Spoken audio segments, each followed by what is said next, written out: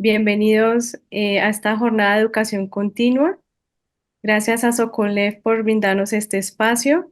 Me presento, soy Viviana Orozco, internista y nefróloga.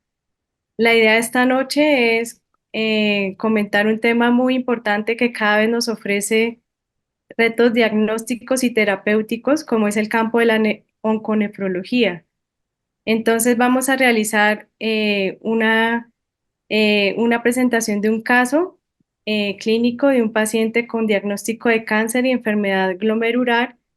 La idea es realizar una relación clínico-patológica. Nos acompaña un nefropatólogo y hacer la revisión del tema. Todas las preguntas las pueden ir dejando en el chat y al final tendremos unos minutos para comentarlas. Entonces, le doy paso a la doctora Gloria Guarín. Ella es internista de la Universidad Nacional, es nefróloga de la Universidad Militar, actualmente está trabajando en Clínica Chayo y nos va a acompañar con la presentación del caso y la revisión del tema. Bienvenida, doctora Gloria.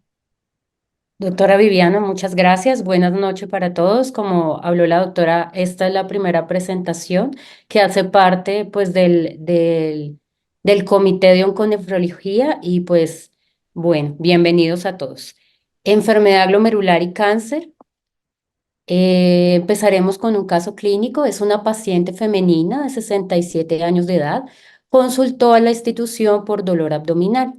Un día de evolución de dolor en el hipocondrio derecho e epigastro asociado a múltiples episodios de contenido alimentario y biliar. Dentro de los antecedentes patológicos, la paciente tenía infartos lacunares, córticos subcorticales frontales y parietal derecho un mes previo al ingreso, hipertensión arterial, anemia y colelitiasis. Dentro de los farmacológicos, los sartán, asa, clopidogrel, atorvastatina.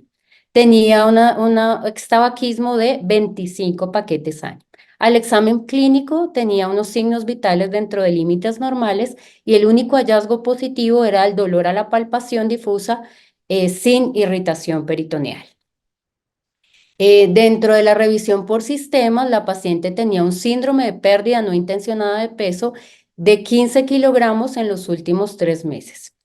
La ecografía hepatobiliar demostró colelitiasis con colecistitis y por el síndrome de pérdida no intencionada de peso fue llevada por gastroenterología a una endoscopia de vías digestivas altas con una evidencia de un adenocarcinoma gástrico Borman 2 del cuerpo proximal subcardial que por la apariencia de la lesión tenía alta probabilidad de invasión más allá de la lámina propia. Inicialmente la paciente iba a ser llevada a una colecistectomía, sin embargo, por el hallazgo de la endoscopia a vías digestivas altas, fue diferido el procedimiento quirúrgico hasta determinar si iba a hacerse un procedimiento quirúrgico a la lesión encontrada en la endoscopia. Se hizo un TAC de abdomen sin evidencia de metástasis y la patología de esa lesión de la endoscopia es un adenocarcinoma de patrón tubular de tipo cohesivo, moderadamente diferenciado, infiltrante y ulcerado. Durante la evolución clínica, pues fue valorada por el servicio de nefrología, dado que tenía un reporte de creatinina 5 meses previos al ingreso dentro de límites normales, 0,8. Cuando ingresó tenía un valor de 2,3 y un valor más alto de 3 miligramos sobre decilitro. El uroanálisis tenía proteinuria y tenía una hematuria de 21 a 50 eritrocitos por campo. Se realizó morfología eritrocitaria con 60% eumórficos, 40% dismórficos, una ecografía de vías urinarias normal y una proteinuria en rango subnefrótico de 2024 miligramos para un volumen de 1840. Se solicitó por parte de nefrología la realización de una biopsia renal. Ahora empezaré con la revisión de tema y ya más adelante mostraremos la biopsia y la evolución clínica de la paciente. Dentro de la enfermedad paraneoplásica, el término fue referido primero en 1922 por el doctor Galloway al encontrar un paciente con síndrome nefrótico y una enfermedad de cambios mínimos. Hay que saber que la prevalencia de la enfermedad paraneoplásica es difícil de evaluar por diferentes factores de confusión. Primero, hay un posible sesgo de detección porque dado la relación que le damos los nefrólogos con una posible etiología maligna alrededor del 30% de los pacientes, hace que hagamos una mayor screening en la búsqueda de neoplasia en este tipo de pacientes con una nefropatía membranosa.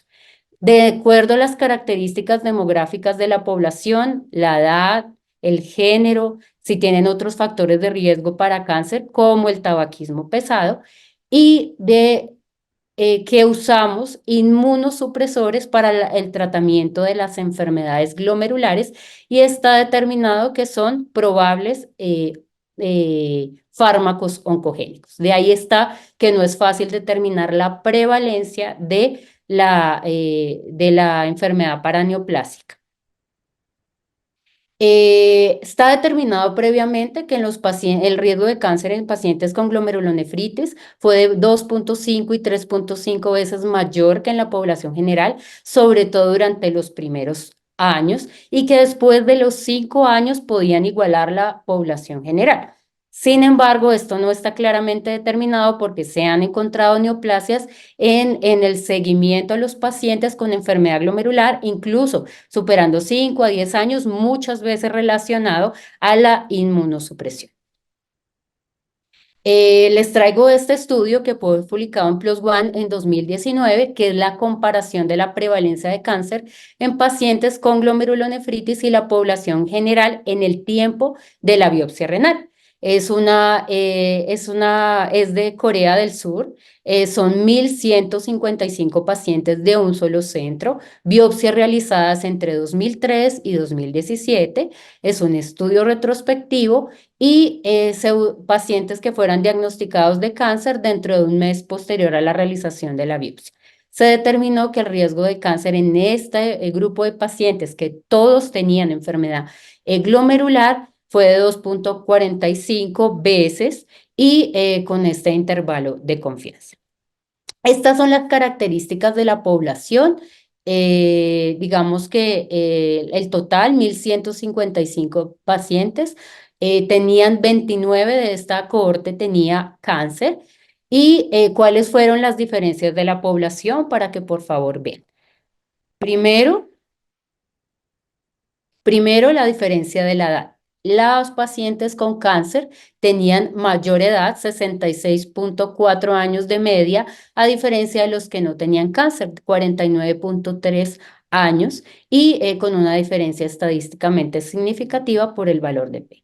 También tenían los pacientes con cáncer mayor frecuencia de enfermedad cardiovascular, cerebrovascular, de 24% versus a los que no tenían cáncer, con una diferencia estadísticamente significativa. Luego la diferencia, tenían menores valores de proteína sérica, 5,7 gramos sobre decilitro versus 6,1 gramos sobre decilitro, y menores valores de albúmina, 2,8 versus 3,4 gramos sobre decilitro. Y también estaban con un valor de hemoglobina más bajo respecto a los que no tenían cáncer, valores de creatinina más altos, 2,4 respecto a 1,4 y una tasa de filtración glomerular por ende menor, y todos estos con valores estadísticamente significativos. La población tenía mayor edad, tenía mayor prevalencia de enfermedad cerebrovascular, menores niveles de proteína sérica, de albúmina sérica, menor valor de hemoglobina, más altos valores de creatinina y por ende menor tasa de filtración glomerular. Acá está, digamos, en estos 29 pacientes, las neoplasias que se encontraron depende de la enfermedad glomerular que presentaban. La mayor frecuencia fue la amiloidosis. Los 6 pacientes tenían en mieloma múltiple y glomerulonefritis crescéntica, un paciente con cáncer de colon, uno con sarcoma de Kaposi, dos con cáncer de pulmón, uno con mieloma múltiple y uno con cáncer de estómago. Hay que resaltar la nefropatía membranosa. Solo encontraron de los 156 pacientes que tenían nefropatía membranosa, solo un paciente presentó cáncer y era un cáncer de seno. Hay que determinar pues las limitaciones de este estudio. Primero es unicéntrico, segundo es retrospectivo y digamos no se determinaron algunas otras condiciones broncogénicas como la presencia de infecciones virales como hepatitis B, hepatitis C y VIH. Sin embargo, pues estos fueron las dos enfermedades más frecuentes en los pacientes con cáncer, la amiloidosis y la glomerulonefritis crescente. Este es el seguimiento de esos pacientes, esta misma cohorte de Corea del Sur, que es el desarrollo de cáncer y diferencias de mortalidad en pacientes con glomerulonefritis después de la biopsia renal. Entonces, en esto, ¿qué excluyeron en el anterior y en este estudio? Pacientes trasplantados y pacientes menores de 18 años, y en este, que se hubiera diagnosticado el cáncer 6 meses después de la realización de la biopsia. En este fueron incluidos 822 pacientes, es una cohorte retrospectiva.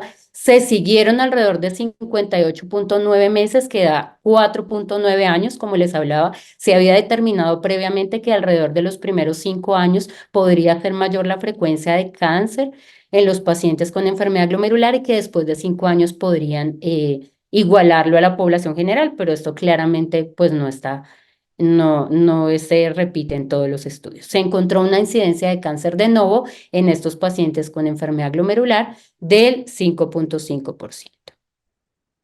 Acá están los cánceres más frecuentes que encontraron: cáncer de colon, cáncer hepatocelular y carcinoma papilar de tiroides. Hay que decir que estos son las neoplasias más frecuentes en la población de Corea del Sur. ¿Y cuáles eran las diferencias? Se encontraron 45 pacientes con cáncer. ¿Cuáles eran las diferencias entre los pacientes que no tenían cáncer y que sí tenían cáncer? Entonces, uno, la edad.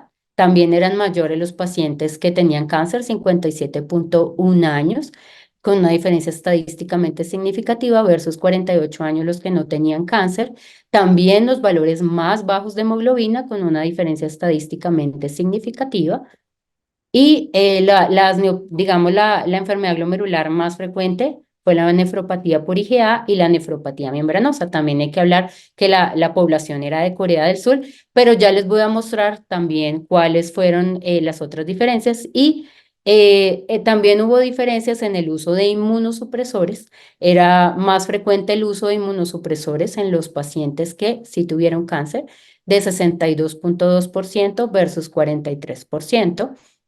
Y mayor frecuencia también de uso de ciclofosfamida, 26.7% versus 13.6% entre los que no tuvieron cáncer. Mayor edad, menor hemoglobina, la mayor enfermedad glomerular que se encontró fue la nefropatía por IgA, seguida por la nefropatía membranosa, digamos, la mayor frecuencia de uso de inmunosupresores, sobre todo ciclofosfamida. No hubo, digamos, los pacientes que presentaron cáncer tenían dosis mayor de ciclofosfamida que los que no, pero en esta no hubo una diferencia estadísticamente significativa. Otra de las limitaciones de este estudio: no se utilizaron antígenos, que ya pues sabemos que desde el 2009, desde el descubrimiento del Plado CR para la nefropatía membranosa, no fueron tenidos en cuenta en las antígenos, y también que es retrospectivo y también en un solo centro.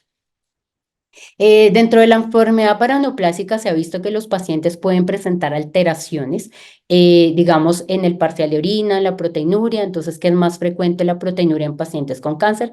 Sin embargo, hay que determinar que tenían un bajo nivel de umbral en estos pacientes que se han reportado.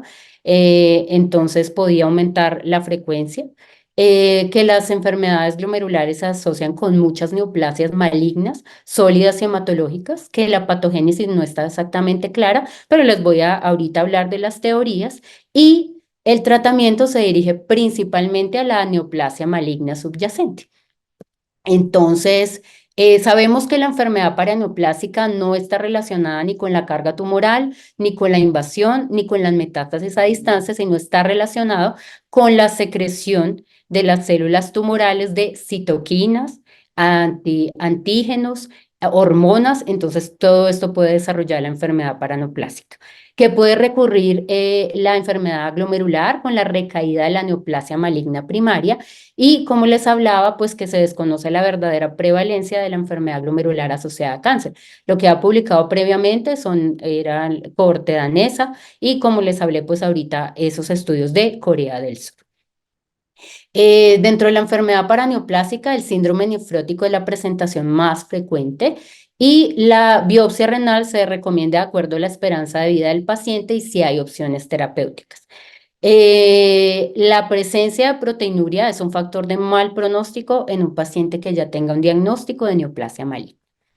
¿Cuáles son los principios? Uno, que hay tres principios desarrollados para hablar que es una enfermedad paraneoplásica, que la enfermedad glomerular que se está viendo en el paciente es paraneoplásica. Entonces, uno, que se produce la remisión clínica después de la curación o la remisión de la enfermedad maligna con el tratamiento oncológico, con la cirugía, con la quimioterapia, si hay remisión de la enfermedad glomerular después de esto. Segundo, que se produce una recaída con la recurrencia de la malignidad, o sea, una recurrencia de la malignidad, podríamos ver una recaída de la enfermedad glomerular y pues un mecanismo fisiopatológico como la presencia de la tinción de antígenos, eh, tanto en el tumor como en la biopsia renal por inmunohistoquímica, entonces podría darse una relación causal para hablar de la enfermedad paraneoplásica.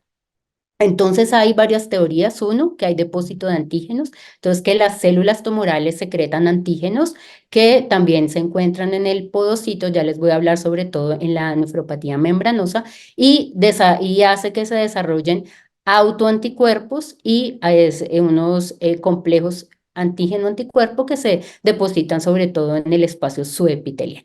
Que las terapias inmunosupresoras en los pacientes con enfermedad glomerular pueden hacer un imbalance humoral, un imbalance inmunológico y hacer que aparezcan neoplasias.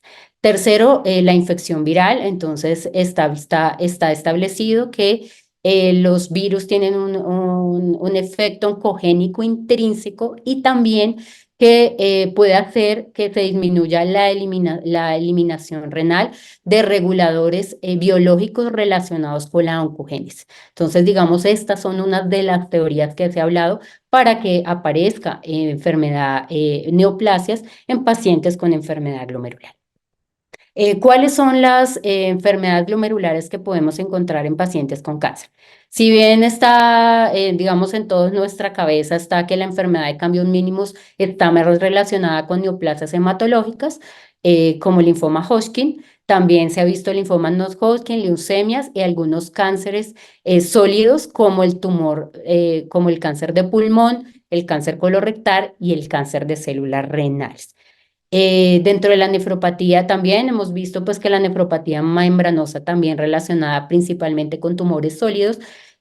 Sabemos que en la población podría ser en mujeres más el de mama, en hombres más el de próstata. Sin embargo, se ha visto una gran relación con cáncer de pulmón, cáncer gástrico, cáncer de células renales, timoma y leucemia linfocítica crónica. Entonces también se ha visto en neoplasias hematológicas.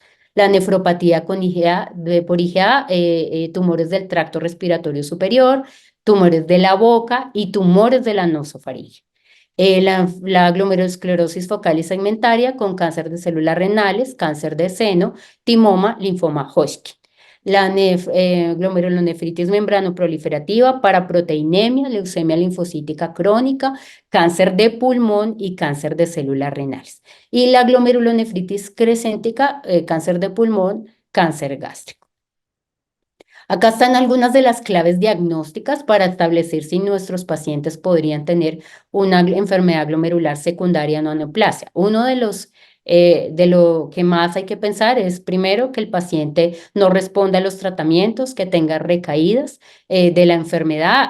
Nosotros digamos que siempre pensamos en hacer screening de acuerdo a las guías CADIGO para cáncer, sobre todo la nefropatía membranosa, la nefropatía por IgA y la glomerulosclerosis focal y segmentaria, sino también se ha establecido que cuando hay recaídas de la enfermedad o no hay respuesta al tratamiento, también deberíamos hacer nuevo screening para cáncer. Entonces, dentro de la nefropatía membranosa se ha establecido la edad mayor a 65 años, que tenga una historia de tabaquismo, sobre todo mayor a 25 paquetes año. Ya más adelante les hablaré de los antígenos, negativo antiplados R, sin embargo hay unos casos de pacientes donde se han encontrado neoplasias y el antiplados R positivo en suero, sin embargo lo han determinado más como una coexistencia. Que sea negativo la tinción en la biopsia para el antiplados R, la presencia mayor de 8 células inflamatorias en el glomérulo está establecido en una cohorte de 240 pacientes con una sensibilidad del 92% y una especificidad del 75% para neoplasia, para que sea una nefropatía membranosa asociada a neoplasia. Sin embargo, eso no se ha podido replicar en otros estudios, pero está determinado con esa sensibilidad y especificidad que la presencia de esas mayor de 8 células inflamatorias esa es sugestivo de la nefropatía membranosa asociada a cáncer.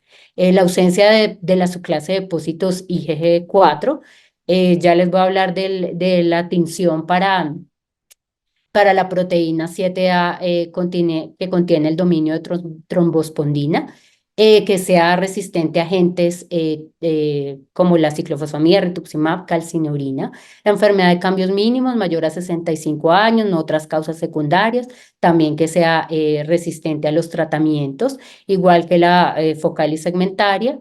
Y como les hablaba, en la membrano proliferativa, también que haya depósitos en la microscopía electrónica, inmunotactoides y la vasculitis ANCAS, que también sea resistente al tratamiento. Entonces, no hay unas guías que nos hablen acerca de cómo hacer el screening en los pacientes que tenemos con enfermedad glomerular para descartar. Sin embargo, han hablado de rutina con factores de riesgo y cuando tengan otros factores de riesgo.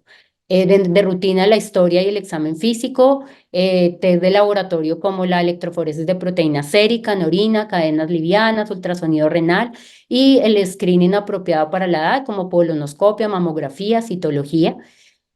También a la población de alto riesgo, como los mayores de 60, tabaquismo mayor a 20 paquetes años, evento tromboembólico, abuso de alcohol, que tengan infecciones virales por hepatitis B o hepatitis C y que tengan inmunosupresión. Sabemos una dosis acumulada de ciclofosfamida mayor a 36 gramos y cuando tengan otros factores de riesgo adicionales, tomografía de tórax, de abdomen y pelvis, tamizaje urológico con citología o cistoscopia, ultrasonografía de abdomen e hígado, PET scan y otros test de laboratorio. Sabemos que los marcadores tumorales no son diagnósticos, no tienen alta precisión diagnóstica en un paciente asintomático, sino más bien para el seguimiento o cuando lo sumamos a otras cosas. Nos recomiendan la PSA, la alfa-fetoproteína, el CA 125, sobre todo en cáncer epitelial de ovario, y el carcinoma embrionario en cáncer de colorectal. Dentro de la nefropatía membranosa, es la enfermedad glomerular más común descrita en tumores sólidos. En 240 pacientes en una revisión sistemática, el 10% tenía cáncer. La mitad no tenía síntomas relacionados a la neoplasia. Y como ya vemos, screening relacionado a la edad y al sexo, y se ha establecido un aumento de la malignidad 5 veces mayor que en la población de referencia. ¿Cuáles son este es uno de los mecanismos patogénicos que han sido propuestos? Entonces, uno, que hay antígenos tumorales que son idénticos a los antígenos del podocito que hacen que se desarrolle un complejo antígeno anticuerpo en el espacio subepitelial. Como segundo mecanismo, que también hay antígenos tumorales que están en la circulación, que son atrapados por el glomérulo, que hacen un complejo antígeno anticuerpo y son atrapados por el glomérulo. El tercer mecanismo, también que hay antígenos tumorales circulantes que son atrapados en el espacio subepitelial y luego por anticuerpos preformados hacen un complejo antígeno anticuerpo en el espacio subepitelial. Por último, que un desencadenante extrínseco como las infecciones virales o las condiciones autoinmunes hacen que tanto se pueda desarrollar un tumor como se pueda desarrollar la nefropatía membranosa. La proteína 7A unida a la trombospondina 7 está sobreexpresada en ciertas neoplasias malignas. Entonces se ha visto, esta fue descrita en el año 2014, se ha asociado a cáncer en un paciente que tenía una neoplasia de vías biliares y tenía un nódulo metastásico positivo, tenía tinción positiva para trombospondina 7A. Y ahí se vio que, digamos, podría estar relacionado con existencia con neoplasia. Ya les voy a hablar del 1 y si se pueden utilizar estos antígenos de manera confiable para hacer screening de cáncer de manera costo efectiva. Entonces, la proteína 7A que contiene la trombospondina 7A, como les comenté, ha sido descrita en un paciente que tenía una neoplasia de vías biliares y también tenía un nódulo metastásico positivo. Y NEL1, la proteína tipo 1 del factor de crecimiento epidérmico neural, ha sido en la cohorte del doctor Seti, fue encontrada en 4 de 5 pacientes que tenían neoplasia. También fue encontrada en la tinción de la mastectomía de una paciente con cáncer de mama y en un paciente en un nódulo positivo con un linfoma folicular. Entonces está visto que el tumor puede sobreexpresar la trombospondina 7A y el NEL1, hacer que se produzcan autoanticuerpos por las células, por los linfocitos B, y luego estos autoanticuerpos van al espacio subepitelial ante estos antígenos que están localizados en el podocito y se producen los complejos inmunes destructores. Para diferenciar la primaria, la nefropatía membranosa primaria de la asociada malignidad. Entonces, la primaria es un inicio temprano a los 50 años. También la microscopía de luz, engrosamiento uniforme de la membrana basal glomerular, no proliferación, que el subclase del IgG sea 4, que sean depósitos subepiteliales y como ven, pues los antígenos que le estaba nombrando. Que sea asociada a malignidad mayor a 60 años, más común el diagnóstico de cáncer de pulmón, de mama, antes del diagnóstico de nefropatía membranosa y puede ser detectado arriba de 12 meses. Dentro de las claves patológicas, que tenga hipercelularidad endocapilar, ya les hablé de la proliferación de más de 8 células por glomérulo, la proliferación mesangial, también que haya depósitos fibrilares subepiteliales, también es sugestivo de que sea maligno y que tenga otras subclases de inmunoglobulina G, como la G1, G2, G3, y que en la microscopía electrónica tenga distribución segmentaria o inmunocomplejos y más asociada a la trombospondina 7A y al NEL1. Acá hay un algoritmo que nos proponen, entonces en el lado azul cuando el PCR es positivo, en el lado rojo cuando es negativo y es para la trombospondina positiva, y el morado cuando el NEL1 es positivo. Entonces, marcadores serológicos, si es PCR positivo, hacer el screening de rutina, si es negativo, hacer trombospondina 7A, pues digamos que no está de rutina, ni en todo lado, pues no es fácil hacerlo. Y si es negativo, hacer para NEL1 y buscar un cáncer oculto. Dentro de la enfermedad de cambios mínimos está establecido que el 0,4 a 1% está relacionado al linfoma Hodgkin, está asociado principalmente a citoquinas relacionadas con TH2 como la interleuquina 13, que se sobreexpresan en el linfoma. También hay niveles aumentados del factor de crecimiento endotelial vascular que aumentan la permeabilidad del glomérulo. Dentro de la glomerulosclerosis focal y segmentaria hay citoquinas circulantes, sobre todo esta teoría es en las neoplasias hematológicas, como el receptor de uroquinasa soluble y la citoquina 1, que se están estudiando que aumenten la permeabilidad de la membrana basal glomerular. La nefropatía por IgA, entonces se ha planteado la hipótesis de la invasión del tejido linfoide por células cancerosas, un aumento de los niveles circulantes de la inmunoglobulina A debido a la sobreproducción de interleuquina 6. Un caso de una púrpura genociolén iatrogénica después de la administración intravesical del bacilo Calmette-Guerin. La glomerulonefritis membranoproliferativa, una enfermedad por complejos inmunes causada por la formación de antígenos tumorales y la incapacidad del huésped para eliminar. La pirecéntica, principalmente en pacientes mayores a 40 años, la mayoría de la glomerulonefritis mediada ANCAS es primaria, sin embargo, se ha descrito también en 11 clases de tumores sólidos y ya les voy a mostrar. La prevalencia de cáncer previamente se había establecido entre 7 y 9% y ANCAS y cáncer, un tercio de los pacientes fueron diagnosticados con cáncer cuando se detectó afectación renal. Estas son las publicaciones previas de enfermedad oncológica asociada a vasculitis ANCAS, primero del 99, 2004, 2009, ven dónde fueron publicados. Sin embargo, el primero es una cohorte de 470 pacientes con granulomatosis con poliangiitis. Son controles, fueron 479 pacientes con artritis reumatoidea, que se encontró que tenían, esto no fue significativo, pero 1R para la ocurrencia simultánea de granulomatosis con polingitis y malignidad de 18 con un intervalo de confianza y para carcinoma de células renales de 8,73.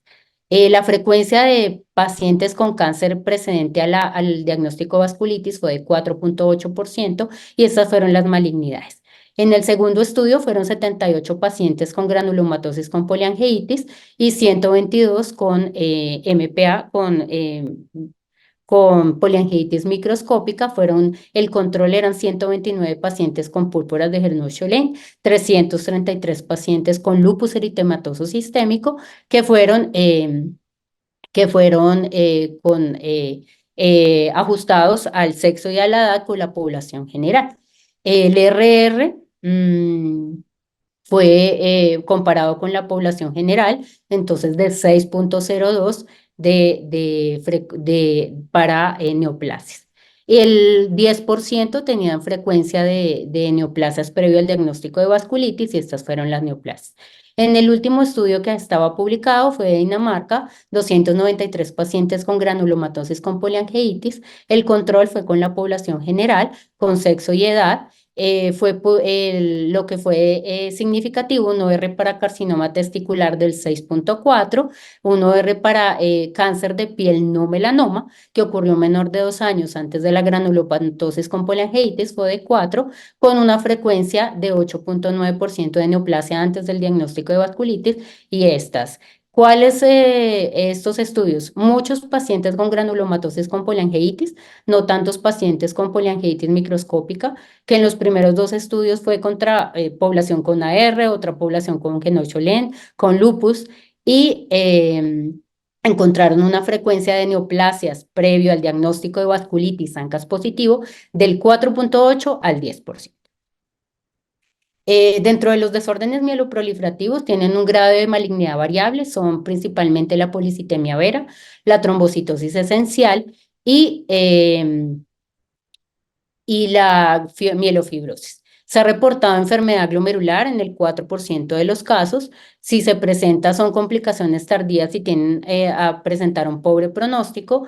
Se puede presentar que enfermedades glomerulares, la membranosa, enfermedad de cambios mínimos, mesangioproliferativa, y los mecanismos propuestos son daño endotelial, factores de crecimiento plaquetario y depósito de complejos inmunes.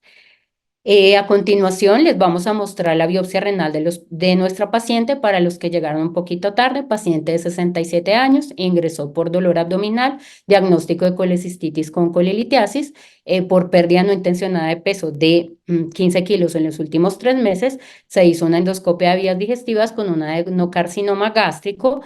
Presentó una lesión renal aguda con creatinina previa de 0,8.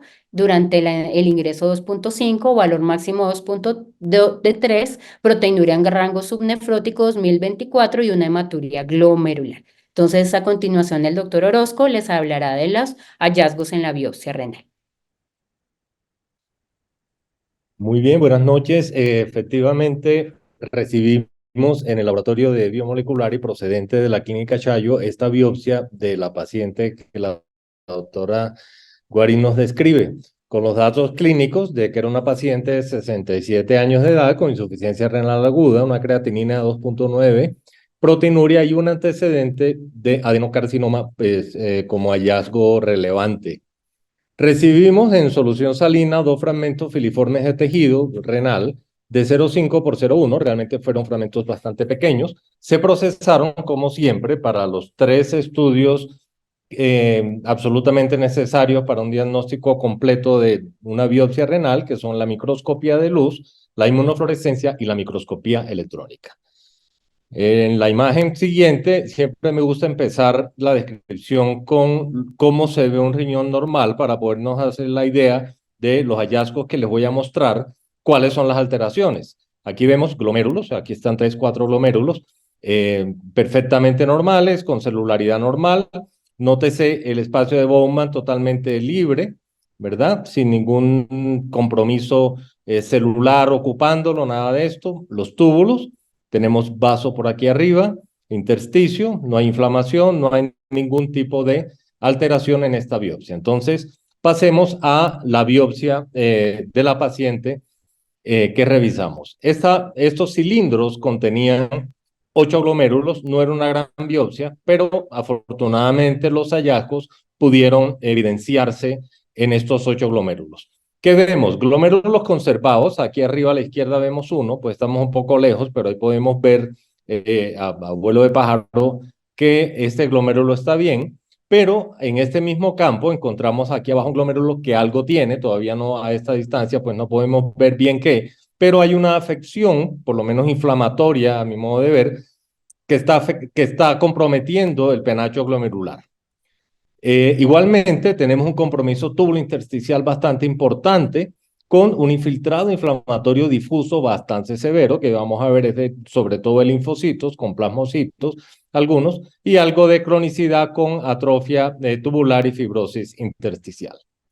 En la siguiente imagen, vamos a encontrar en un acercamiento, efectivamente, lo que sospechábamos desde lejos, pues ya de cerca lo confirmamos. Efectivamente, hay un proceso inflamatorio muy agudo, muy severo a nivel del capilar glomerular. ¿De qué se trata? Esta imagen que ustedes ven rosada o rojiza de intracapilar corresponde a necrosis fibrinoide. Lo que estamos viendo son glomérulos afectados por necrosis fibrinoide, que es un proceso obviamente destructivo de la estructura glomerular, con una reacción adicional que ya vamos a ver, que es la formación de crescencias o semilunas. De los 8 glomérulos que logré evidenciar, sigamos, sí, no hay problema, de los 8 glomérulos, 3 tenían este hallazgo de necrosis y 2 glomérulos adicionales tenían semilunas que ahorita se las muestro. Aquí está una semiluna. En este caso, lo que estamos viendo es una proliferación de células. Aquí en el de la izquierda creo que no es posible. A ver si puedo señalarlo. Esta imagen que vemos aquí perfectamente simula una medialuna, ¿verdad? Y está hecha a expensas de células epiteliales proliferadas reaccionando a una lesión muy severa que está afectando a una injuria que está afectando a este penacho glomerular. Estas células epiteliales reaccionan tratando de inicialmente de corregir o de responder ante esa injuria, pero realmente lo que están causando pues un daño mayor. Aquí vemos nuevamente el área de necrosis que una necrosis fibrinoide, porque pues es fibrina lo que encontramos allí, que se tiñe de rojo con la coloración de tricrómico. A la izquierda tenemos una hematocilina y eosina, a la derecha tenemos una coloración de tricrómico. La siguiente. Un acercamiento donde vemos perfectamente la necrosis fibrinoide, que es muy llamativa la positividad con el tricrómico, es muy fusinofílica, quiere decir que se tiñe mucho con la fusina que forma este colorante, y es muy útil en estos casos. Acá nuevamente la semiluna, creo que ya nos queda muy claro la formación de esa crescencia, que en este caso la estoy viendo totalmente celular, no la veo fibrosa ni la veo fibrocelular, sino muy aguda. Este proceso encontrado en la biopsia realmente es un proceso agudo en el sentido de que la necrosis es un evento muy reciente y la formación de crescencias solo con componente celular también nos habla que es un evento de inicio reciente. La siguiente imagen, vamos a ver una coloración de plata. ¿Qué de especial tiene la coloración de plata? Que nos va a marcar las membranas basales capilares. Y aquí quiero que miren cómo este evento tan catastrófico a nivel del glomérulo se caracteriza porque esas membranas basales, que son absolutamente claves para la filtración glomerular, se van a destruir completamente. Estas membranas basales, básicamente lo que están sufriendo es un daño por todo ese compromiso inflamatorio agudo, intravascular, que ya la doctora Guarín describió algo, esa activación de neutrófilos, de monocitos, ahí se activan citoquinas, interleuquinas, eso lo que va a desencadenar una respuesta inflamatoria local que desde el endotelio va a destruir la pared capilar glomerular. Y aquí vemos cómo esta membrana que debería ser absolutamente continua, como por ejemplo en este lado que está más o menos conservado, el lado izquierdo, aquí vemos que la membrana queda totalmente rota, como deshilachada, ¿sí? Y aquí está la fibrina, ¿verdad? Tratando de reparar el daño, y es lo que vemos tan llamativo en esta biopsia. Aquí tenemos a las células epiteliales tratando de tapar el hueco, digámoslo coloquialmente, ¿verdad? Porque reaccionan ante esa lesión tan aguda del glomérulo, están tratando de reaccionar tapando el hueco de estas membranas rotas por esa reacción inflamatoria y empiezan a formar la media luna o semiluna o crescencia celular inicialmente. A medida que pasa el tiempo, empieza un fenómeno de cicatrización. Hasta aquí es reversible, pero una vez empieza la crescencia a adquirir características de fibrocolágeno, ya no hay reversa. Ya se vuelve una crescencia inicialmente fibrocelular y luego fibrosa y literalmente en una forma de casquete acaba con ese glomérulo. De tal forma que en este momento lo que estamos viendo es una fase aguda de necrosis y de proliferación extracapilar, configurando una glomerulonefritis proliferativa extracapilar con necrosis fibrinoide focal. Ese es el hallazgo en la electrónica, en la cual lo que vamos a ver es a mucha mayor magnificación lo que le estaba contando, por ejemplo, con la coloración de plata que marca membranas. Miren la membrana cómo se interrumpe. Aquí es muy fácil ver cómo la membrana que viene continua a este nivel sufre una interrupción, se rompe por el fenómeno inflamatorio que está causándose aquí dentro, aquí vuelve a restablecerse la membrana, pero ya esto es un glomérulo, un penacho, por supuesto, cuya función totalmente está alterada por esa alteración ultraestructural tan severa. En la siguiente. Esto es la catástrofe a mucho aumento, en la que igualmente vemos trombos de fibrina, que son estos oscuros que ustedes ven acá abajo. Estos trombos básicamente pues forma parte de esa cadena de eventos pues desafortunados aquí dentro de este microambiente del penacho glomerular. Vemos membranas basales, algunas de ellas colapsadas, otras rotas, ¿sí? De tal forma que inclusive vemos neutrófilos que se degranulan aquí en este proceso inflamatorio agudo, sea cual sea la causa, ¿no? Como vemos, pues un hallazgo histológico que no tenemos el diagnóstico etiológico hasta este momento, digamos la diapositiva.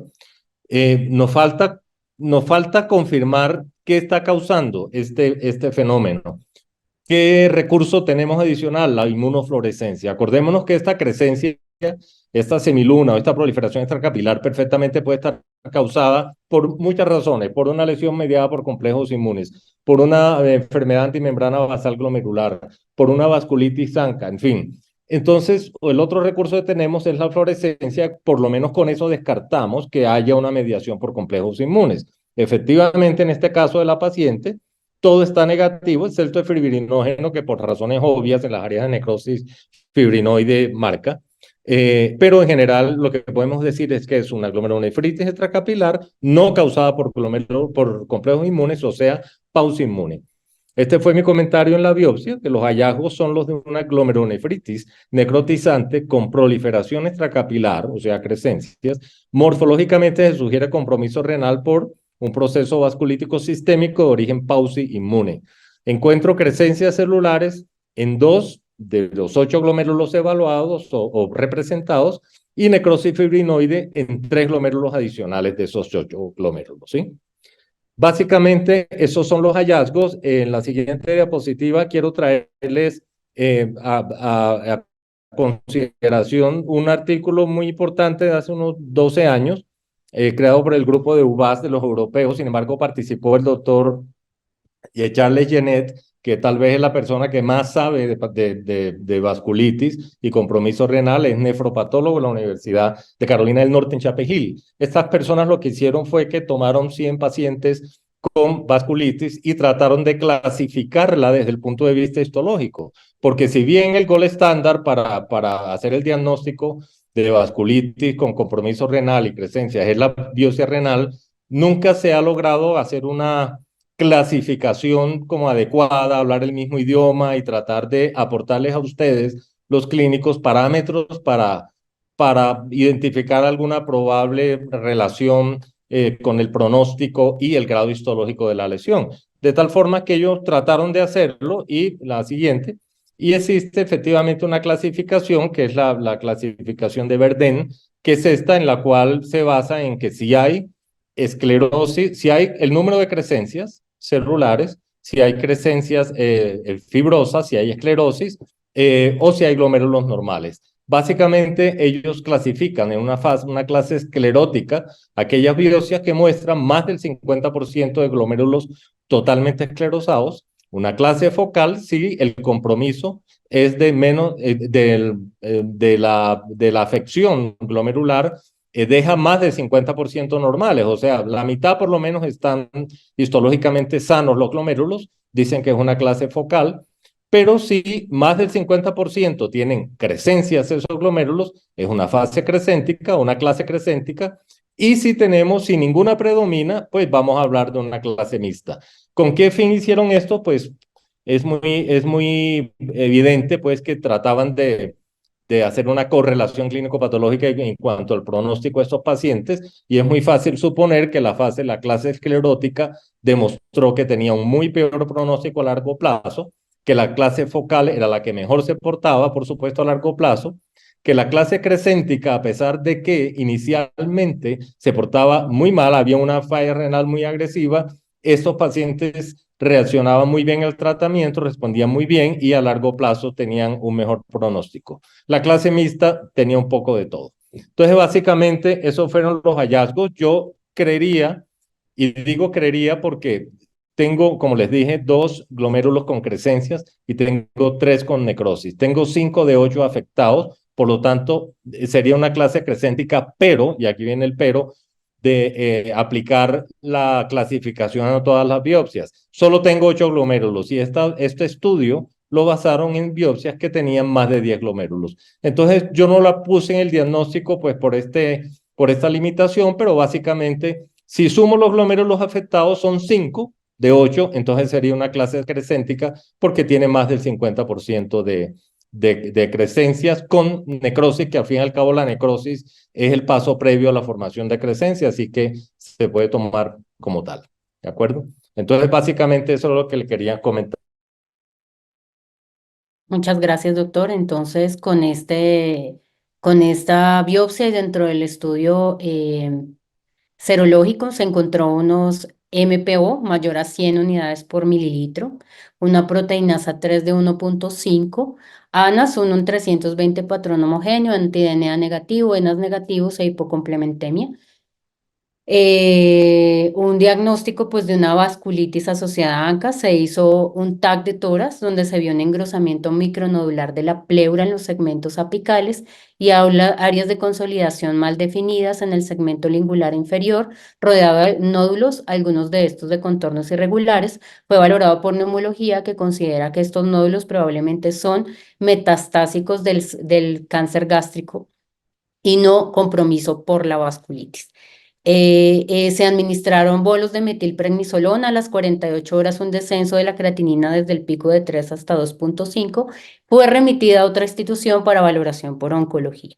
Para acerca de la evolución de la paciente, en el sitio de remisión le hicieron un esquema de inducción con Cyclops, 2 dosis de 650 miligramos de ciclofosfamida, hizo una cardiopatía dilatada de origen no claro, que ellos lo atribuyeron a una toxicidad por la ciclofosfamida, hizo un nuevo evento cerebrovascular isquémico de la arteria cerebral media derecha, le hicieron una trombectomía, hizo una hemorragia alveolar confirmada por fibrobroncoscopia y de tratamiento oncológico fue llevada a una gastrectomía total radical con una reconstrucción en Y de Rux, pero como tratamiento curativo, pero hizo una complicación con una fístula de la unión esófago-yeyunal y requirió un estén esofágico. Finalmente, la paciente fallece de choque séptico de probable origen abdominal por una Klebsiella pneumoniae productora de carbapenemas.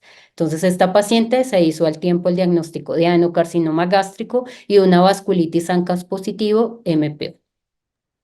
¿Qué se ha encontrado digamos que una de las limitaciones, como les hablaba de los estudios previos de vasculitis ANCAS asociada a neoplasia, es que se hace sobre todo en el seguimiento, entonces se ha evidenciado pues que el uso de inmunosupresores, principalmente la ciclofosfamida, y cuando hay dosis acumulada mayor a 36 gramos, pues aparecen más frecuentes las neoplasias. Sin embargo, este estudio era previo al diagnóstico de vasculitis, fue hecho en una cohorte fue hecho en una cohorte en los Países Bajos. El diagnóstico fueron pacientes que previos estudios donde se les hubiera diagnosticado la vasculitis entre 1989 al 2015 y fueron un total de 203 pacientes. Acá está la cohorte, entonces, ¿cuáles fueron las diferencias entre los pacientes que no tuvieran malignidad previa y los que sí la tuvieran? La edad mayor entre los que tuvieron malignidad de 68,4 años versus los que 54,6 años. Ay, y no hubo diferencias entre los otros marcadores. Digamos, si tenía granulomatosis con poliangeitis, si tenía poliangeitis microscópica, de acuerdo al tipo de ANCA por ELISA, no hubo diferencia. Acá están todas las malignidades que presentaron los pacientes y esta es una tasa de incidencia estandarizada. Se estandarizó a la población general, a edad, a género y a periodo de tiempo. Si presentaron la malignidad también menor a 2 años del diagnóstico de vasculitis o mayor a 2 años, y en este estudio con una frecuencia, en este se encontró una frecuencia del 8,9% de malignidades, no hubo diferencias de los que presentaban vasculitis con la población general, y ahí están todas las malignidades que presentaron los pacientes. Fortaleza de este estudio es que fue hecho con pacientes tanto con granulomatosis con poliangeitis como con poliangeitis microscópica, que su control fue la población general, por eso se hizo tasa de incidencia estandarizada, a diferencia de los estudios previos publicados, que casi todos fueron con granulomatosis con poliangeitis, como ya saben, su control fue pacientes con AR, pacientes con lupus, con púrpura de Hellneux-Chollet. Solo hay 2 casos publicados previamente en la literatura de un paciente con vasculitis ANCAS positivo y con carcinoma gástrico. Este es un paciente de 64 años de edad, presentó 7 semanas de astenia, fiebre y artralgias, hizo una lesión renal aguda con un pico de creatinina de 5,6, anemia, hematuria, cilindros granulosos, una proteinuria subnefrótica de 2,5 gramos y CANCAS 1 en 320. Ven la publicación del 94. Probablemente no tenían ELISA. Este paciente es de Polonia, recibió pues bolos de metilprednisolona de 750 miligramos día y le iniciaron ciclofosfamida oral 150 miligramos día, con el que presentó descenso de creatinina 3,6. La biopsia presentaba pues una glomerulonefritis crescéntica. Cuando el paciente presentó deterioro clínico febril, inició tratamiento antibiótico, le fue iniciado antimicótico, sin embargo fallece al día 60 del ingreso a la institución, le hicieron una necropsia con evidencia de abscesos pulmonares por aspergilos y tenía un cáncer gástrico con metástasis a nódulos linfáticos del retroperitoneo. En esta paciente una de las consideraciones es que podría desarrollar este cáncer gástrico por la inmunosupresión, pero ven la temporalidad es decir, que en 60 días, pues, que le administraron la ciclofosfamida y la metilprednisolona, pues el paciente ya tenía un cáncer gástrico con nódulos linfáticos al retroperitoneo. Esa teoría no es concluyente. El otro paciente es un paciente eh, es un paciente de Japón que presentó una resolución de la vasculitis ANCAS después de la resección del cáncer gástrico. Es un hombre de 62 años, presentó un mes de astenia, de fiebre. En la revisión por sistemas, una pérdida no intencionada de peso de 10 kilos en los últimos 3 meses, anemia, hematuria, proteinuria de 420 miligramos en 24 horas y un MPO de 27 unidades por mililitro. Y lo llevaron a una endoscopia con una depresión de la curvatura menor del antro gástrico. En esa se le hizo una biopsia renal con los hallazgos pues, serológicos del MPO positivo, donde se encontraron una infiltración de células inflamatorias del intersticio y daño tubular en los sitios inflamados. Hablaban pues de la baja, digamos, no de lo más frecuente de la presencia del vasculitis en el riñón, pero algunos pacientes pueden presentar cambios tubulointersticiales. Se le hizo una gastrectomía distal con disección de ganglios linfáticos y la patología fue un adenocarcinoma bien diferenciado. Tenía hallazgos de vasculitis en la gastrectomía con fisuras de la lámina propia y necrosis fibrinoide. La proteinuria resolvió 6 semanas postoperatoria y resolvió los niveles de MPO bajaron a valores normales 24 meses después. Este paciente no recibió tratamiento inmunosupresor y hubo, pues digamos, estos hallazgos eran de la biopsia renal y hubo resolución de serológica. Muchas gracias. Bueno, muchas gracias a la doctora Gloria y al doctor Carlos por esta presentación muy completa. Los invito a que hagan las preguntas que tengan en el chat. Por ahora no veo ninguna pregunta, pero pues quisiera hacerle una pregunta al doctor Carlos. Este último caso que presentó la doctora Gloria de un paciente con serología MPO positiva, pero sin hallazgos en la biopsia asociados a vasculitis, solo cambios en el intersticio y a nivel tubular. Quería preguntarte, digamos, la vasculitis es una enfermedad con compromiso glomerular segmentario. ¿Con cuánta representación glomerular o vascular o a nivel de corteza nosotros nos quedaríamos tranquilos de que el paciente no tenga el compromiso de vasculitis a nivel renal? Esta es una muy buena pregunta y me llamó mucho la atención en este caso que relacionaran los hallazgos de inflamatorios tubulointersticiales con la enfermedad, porque realmente eh, se necesitan ver las lesiones a nivel glomerular. En cuántos glomérulos ustedes ven que, como usted muy bien dice, es una lesión focal y segmentaria. De tal forma que la respuesta es, entre más número de glomérulos tengamos, más opciones tenemos de encontrar esas lesiones necrotizantes y de proliferación extracapilar. Ustedes vieron en nuestra biopsia en la que acabo de presentar, habían 3 glomérulos que no tenían absolutamente nada. Si la biopsia coincide con que solamente se representan esos 3 glomérulos, no estoy viendo nada. Si la biopsia como la del estudio tiene solo tubulointersticio, pues eso es inespecífico, no estoy viendo absolutamente nada allí. De hecho, como les conté de la clasificación de Verdén, la que les mostré que hicieron los europeos con el doctor Genet, ellos no incluyen casos que tengan menos de 10 glomérulos. Entonces, la respuesta sería menos de 10 glomérulos.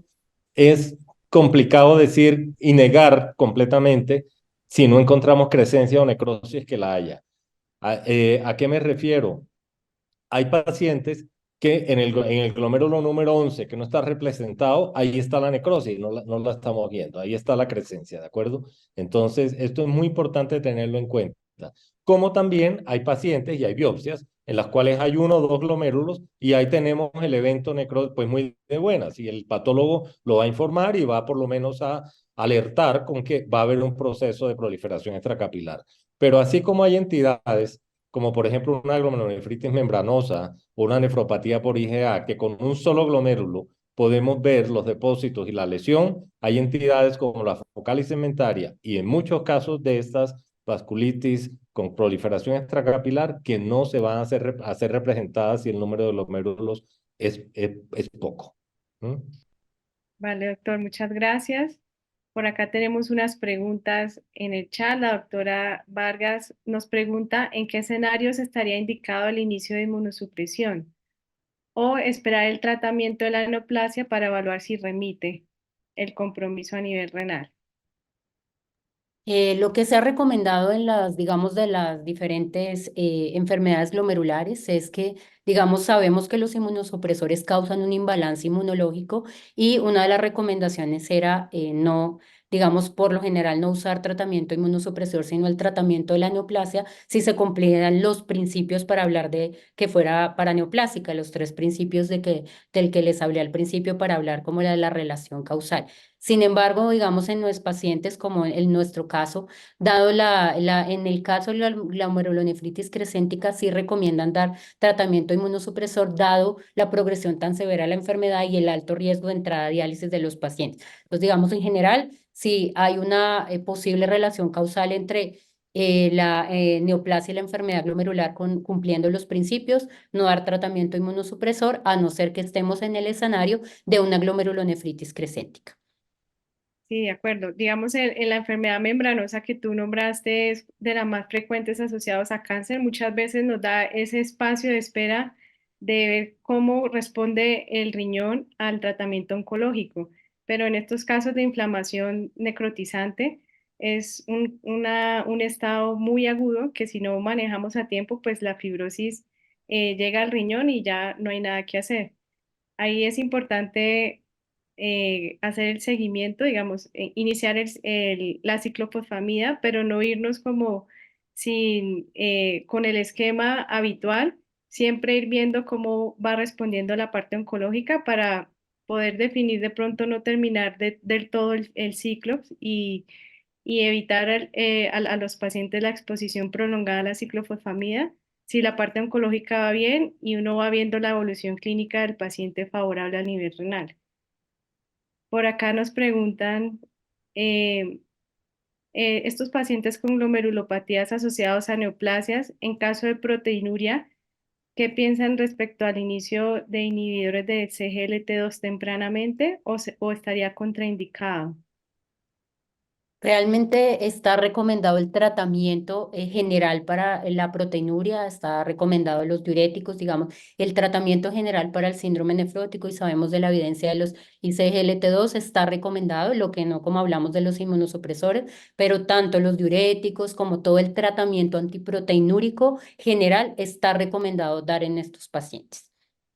De acuerdo. Por acá nos preguntan, el paciente tenía consumido ambas fracciones del complemento y pues que eso no es un hallazgo normal en los pacientes con vasculitis. De acuerdo, no es un hallazgo normal, sin embargo, no alcanzaba a cumplir criterio celular ACR para lupus o, digamos, esta enfermedad inmunológica. Digamos, podría ser también como un efecto paraneoplásico, esa hipocomplementemia. La interpretamos así en ese momento porque, como vieron, pues tenía el MPO bastante elevado y tenía pues los cambios histológicos de la vasculitis ANCAS. Bueno, por acá te felicitan, los felicitan, excelente charla, magnífico resumen.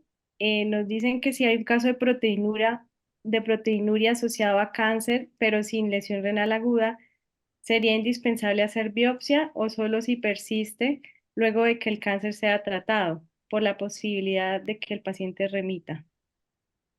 Digamos que una de las indicaciones de biopsia era de acuerdo al paciente, si el pronóstico que tendría el paciente, si hay posibilidad de tratamiento, digamos, si el paciente hace una indicación de biopsia renal, si hay recomendación de realizarla, solamente pues con las consideraciones que hemos dado, probablemente, a no ser que sea una crescéntica, pues diferiríamos la inmunosupresión, pero si el paciente tiene buen pronóstico oncológico, tiene posibilidad de tratamiento, si hay recomendación de hacer biopsia renal cuando haya una indicación clínica.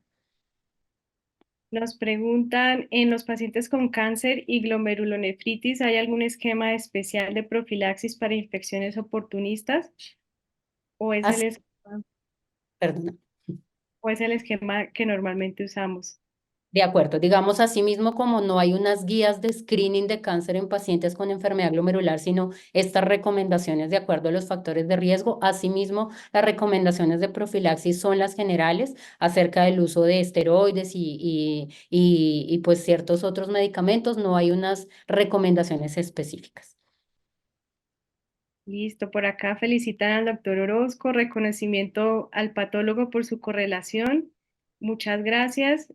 Nos preguntan si el compromiso sistémico avanzado, si la paciente toleró solo 2 dosis de ciclofosfamida y si se intentó mantener un tiempo más extendido los corticoides. Digamos que como les comentaba, en la institución que yo trabajo no hay oncología, entonces nosotros iniciamos el tratamiento con bolos de metilprednisolona y a los 2 días pues hubo un descenso de la creatinina y fue remitida. Este tratamiento lo extrajimos de la historia de donde estuvo tratada. Digamos que ellos suspendieron la ciclofosfamida por sospecha de toxicidad a la ciclofosfamida cardíaca, que hizo toxicidad cardíaca, pero no tendríamos claridad si extendieron más el uso de corticoides pues porque ya fue, digamos que el tratamiento que pudimos extraer de la historia clínica de la paciente. De acuerdo, y por acá nos hacen el comentario si el consumo de complemento podría estar relacionado como un marcador de actividad eh, y se vería en esta enfermedad, dado que pues, la vasculitis como tal no consume complemento, pero sí la doctora Vargas tiene razón porque el consumo del complemento cuando se está en el escenario de vasculitis se ha interpretado como un marcador de peor evolución en el caso específico de vasculitis. Por acá nos preguntan en paciente con vasculitis ANCA que inicialmente no tenga diagnóstico de cáncer, en quienes uno debería iniciar una búsqueda activa de neoplasia primaria como causa de vasculitis. Como vieron en los 4 estudios publicados que hay previo al diagnóstico de vasculitis, principalmente porque en el seguimiento está relacionada a la inmunosupresión, se ha determinado, como vieron, la frecuencia de 4,8 a 10%. Los pacientes con diagnóstico de vasculitis pueden tener neoplasia, principalmente los de mayor edad. Digamos que 60, 65 años, que tengan otros factores de riesgo como el tabaquismo pesado. Sin embargo, no hay como unas guías específicas como ven para vasculitis, pero principalmente en ese tipo de pacientes con mayor de edad y otros factores de riesgo para neoplasias. Por acá nos preguntan de la enfermedad membranosa asociada a cáncer con proteinurias masivas e hipoalbuminemia menor a 2. ¿Qué piensas de la anticoagulación? Digamos, sabemos que los pacientes con, pues ya sabemos que el mayor riesgo de episodios trombóticos en la enfermedad glomerular está dado con la nefropatía membranosa, sobre todo proteinuria masiva, los niveles de albúmina, otros factores de riesgo para presentar eventos trombóticos y sabemos que la neoplasia aumenta ese riesgo, entonces si tiene las indicaciones, si tiene las indicaciones, el cálculo, el HBsAg para determinar el riesgo de sangrado y si el paciente tiene las consideraciones por proteinuria masiva, nivel de albúmina, otros factores de riesgo y el HBsAg, digamos, para el nivel de sangrado y no tiene contraindicación para la anticoagulación, colocarla.